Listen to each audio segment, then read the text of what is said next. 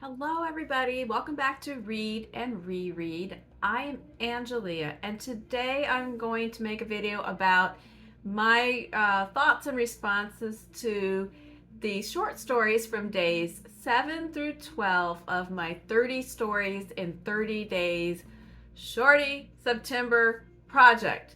Longest title ever for something that's supposed to be about short things. Anyway, I made a plan to read 30 stories, one for each day of September.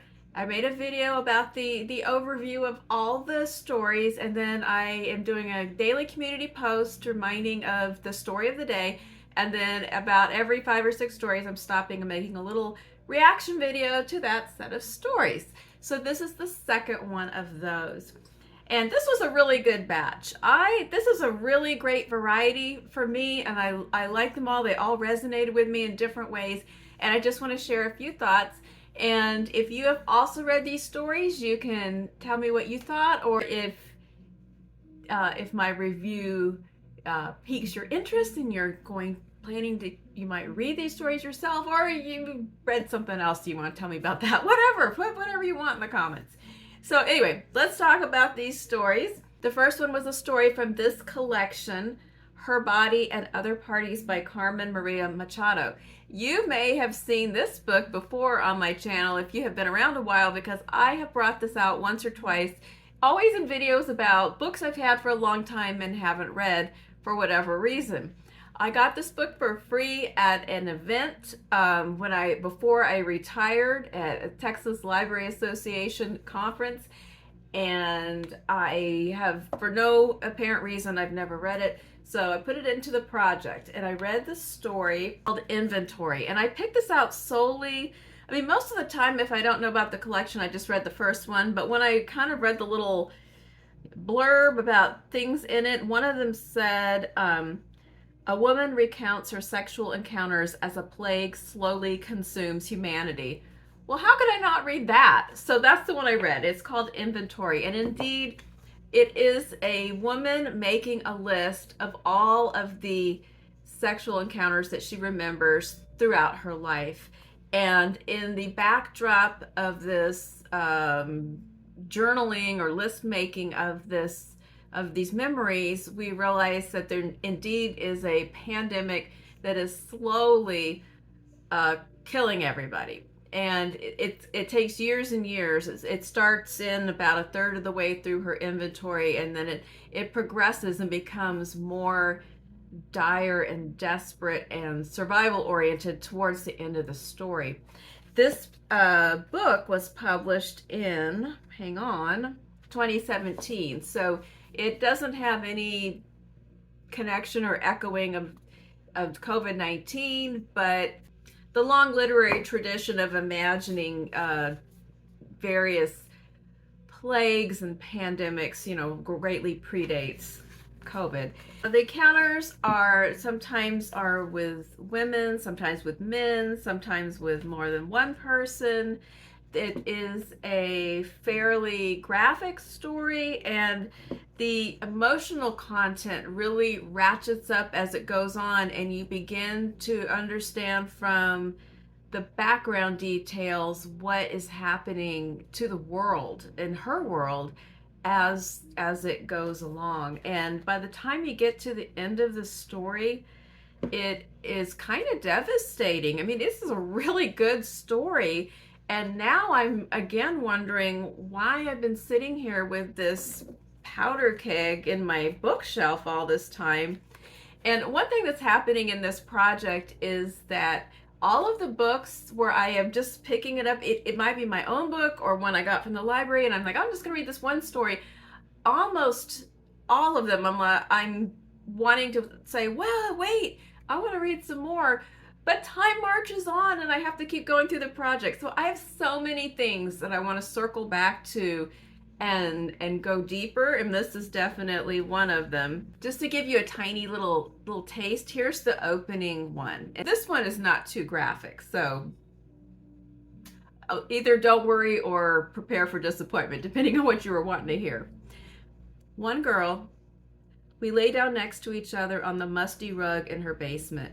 Her parents were upstairs. We told them we were watching Jurassic Park. I'm the dad and you're the mom, she said. I pulled up my shirt, she pulled up hers, and we just stared at each other. My heart fluttered below my belly button, but I worried about Daddy Longlegs and her parents finding us. I still have never seen Jurassic Park. I suppose I never will. Now. Already feeling ominous. And it progresses from there, and it's just really good. All right, so then the second story, I just have a note of a post-it note for myself because that one I read online, and that was The Machine Stops by E.M. Forster. It was written in 1905. I read it earlier this year as part of the Forster read-along, and it just blew me away. And even though it hasn't been that long since I read it, I was really excited to reread it already. And it is an excellent science fiction story. It is prescient, it is relevant, it hits on so many concerns that are still viable today. And I really am imagining how he was reacting to the incredible explosion of technology in communication, in transportation, in just, electricity going into houses and things like that.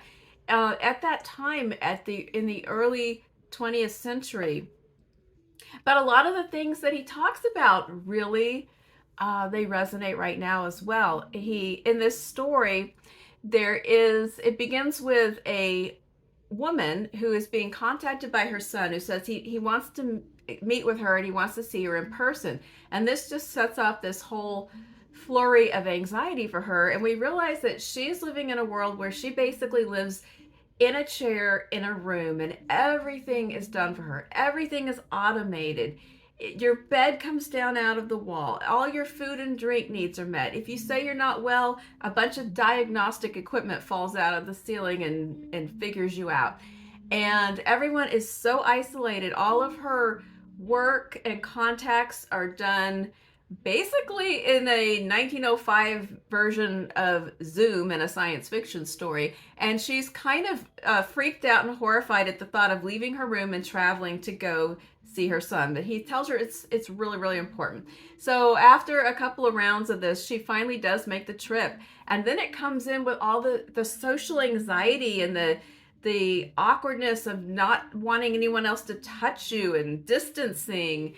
And I don't want to give too much away, but we also get into the science fiction trope of when everyone is living in an enclosed environment and they believe that the outside is unlivable or dangerous, or but that everything is controlled and regulated by the machine.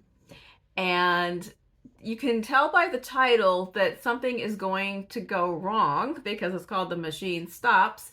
And I think the story is about 25 pages long, but it is absolutely fantastic. And so I strongly recommend it, and it is easy to pull up online. I think you can buy a print copy of it. I would like to have one, but I don't have one right now. But I was very surprised because E.M. Forster is not known to be a science fiction writer. In fact, that really is probably his only science fiction story. We read some other short stories, and he did have a couple of kind of out there Twilight Zone-y kind of stories, but this was the only one that was just pure science fiction, and I loved it. I deliberately mixed these stories up all over time frames and styles and genres and things like that. So the next one is from 2001, and it is the title story from Alice Munro's collection, Hateship, Friendship, Courtship, Loveship, Marriage. And I have several Alice Munro short story collections. She is one of the finest, and she's still living, she's not still writing, but she is one of our finest short story writers. Canadian. If you have never had the pleasure of reading any Alice Munro, it's the kind of writer where if you try to explain it, it might sound mundane or boring, but they are Pitch Perfect. And this opening story is a fairly lengthy story. It's 53 pages, so maybe is that a novella? I don't know. But the structure is so good. There's surprises. Don't read the blurb in this book at all because it gives away one of the best things that unfolds that you start to find out about partway through the story, and it ruins it to see it in advance. It doesn't ruin the story, but it's better without it. So if you get this, don't read what it is about, just start reading it. But the story opens where there is a woman, and as you hear her description, you realize that she's not really young, but she's not old either, but she's wearing old lady clothes. And she is booking a trip on a train for herself and a bunch of furniture.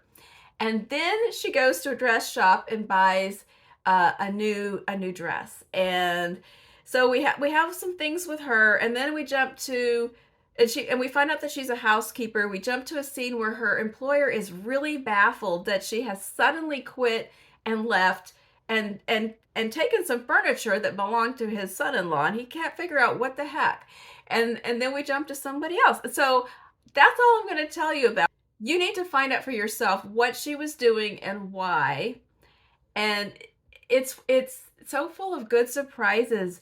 As we move from person to person's point of view, what we thought we understood keeps shifting just a little bit. And it's like when you think a room is comfortable and then suddenly somebody turns on a lamp in another area and it improves the whole ambiance in the room. Especially, I think, when it gets near the end, there's one character who's kind of saved for last, and when we finally get to that person's part, our point of view and mindset about that character goes through a transformation that is really, really pleasing as well. It's really good. All right, so then the next story was very surprising to me, and it was Prudent Girls by Rivers Solomon. I mentioned in the community post that I read a book by Rivers Solomon earlier this year during Trans Girl April, and it was called The Deep, and it was a fantasy. It was sort of magic realism. It felt sort of mythological. It had to do with the idea that women were thrown overboard from slave ships when they were in labor back in the Middle Passage. And based on that historical fact, Solomon was inspired by that and a song. What's that band's name? Clipping. Also about this, that to write a novel, and then in the novel, it's the people that were thrown overboard, sort of, they become a mermaid type race. So that is, after reading that, I was really surprised at how gritty and realistic this short story was. The story is called Prudent Girls, and it is about a teenage girl named Jerusha who lives in a small town in Texas. And the Texas details are spot on. The store is named, the atmosphere described, the attitude described, and it's from the Decameron project. So there is a COVID-19 angle, and that is that the lockdown is occurring, and Jerusha, or Jerry as she goes by, is very concerned about her mother who's incarcerated, who has several serious health conditions, and the high rate of people who are confined close together that are catching and dying of COVID-19. And so she has a plan to bust her mother out of prison. And the story is suspenseful, it's dark, I was just really surprised. It's not what I expected at all, but it was really good. I didn't know that they had written anything that was realistic fiction, so it was surprising, and it makes a nice companion piece with the story Jael from The Secret Lives of Church Ladies, if you have read that book, also about a girl who makes a decision to take a matter into her own hands. those two girls might have a lot to talk about. The next story was the title story from Walk the Blue Fields by Keegan.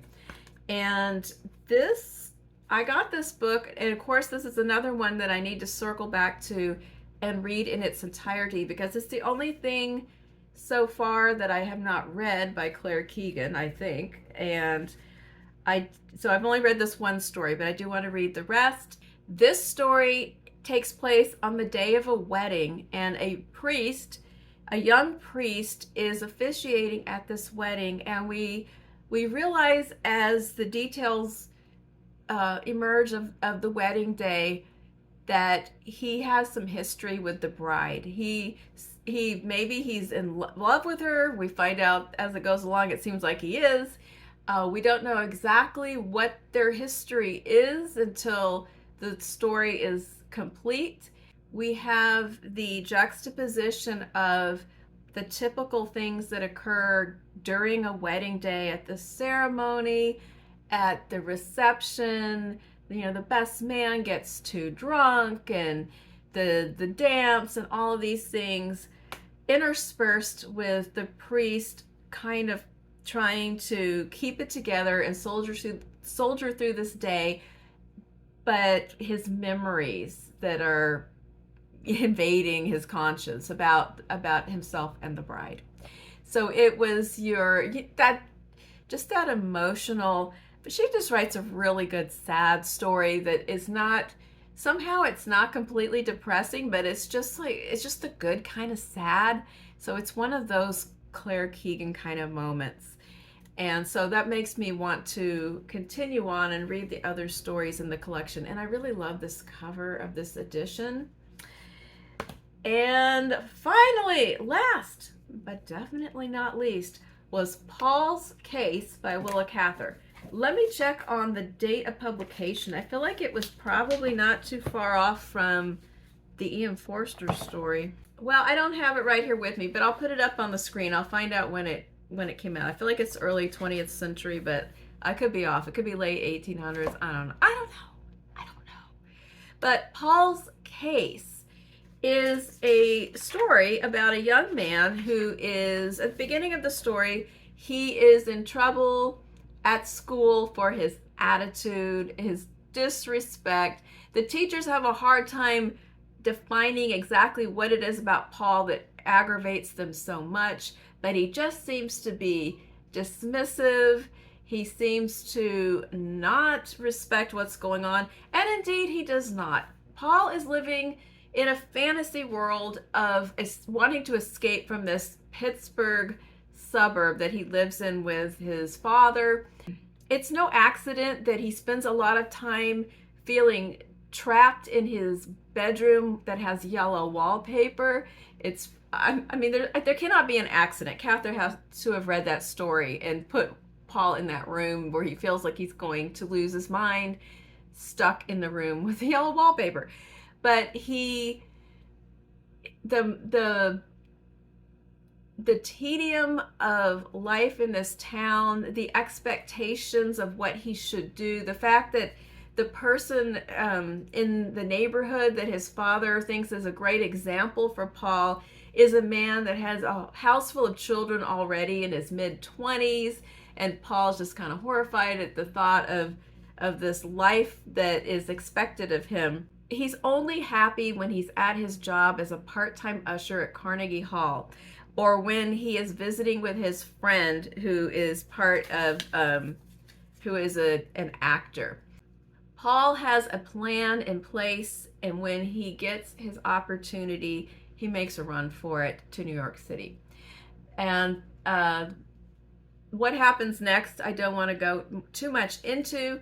I put a trigger warning on this is a problem with short story. When you feel like there's something that you should warn people about in case they're not in the right headspace, but it would kind of give away a lot of things. If you are not in a good mental headspace, maybe don't read this story right now, because there are some serious things that come up. The story has been interpreted many different ways, and it looks like that for many years people went to great lengths to skip over What to me seems pretty obvious is that Paul is gay, but there are, I mean, you could read it other ways. You could read that he's just stifled by the mundanity of his life and he has a bigger imagination for himself. But there's I don't even think they're really undertones in this story. They're pretty much, maybe they're undertones, maybe they're overtones. Maybe it's my reading it this way because I've read biographical information about Willa Cather. The whole thing to me seemed to be very queer coded, and it's a good explanation of something that I don't know if Paul fully realizes this in himself or he it just feels, but it's very clear that his home life would not accept for him to be coming out in whatever year this book was written.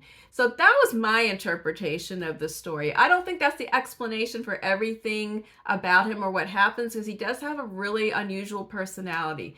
Um, he seems pretty narcissistic.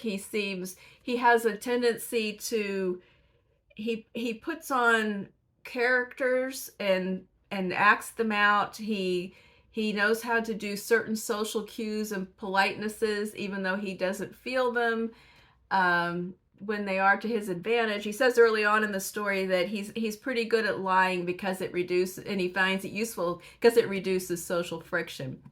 So Paul's a weird boy, but one of the things that is problematic for him, I think, is his sexuality, and that he's at the kind of the end of high school. He's realizing it, he's feeling it, and looking around, and there's no opportunities for him where he lives and has grown up, and so he's at a crossroads.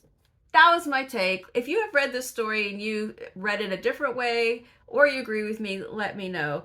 But I found it to be a pretty striking story, and one that I probably need to reread and look at even more closely.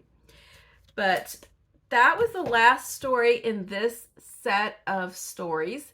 And so the next one will come out, when we get to the end there. And I hope that you are enjoying reading whatever you're reading for Shorty September. Let me know what you're really loving this month, and I will be back soon. Bye-bye.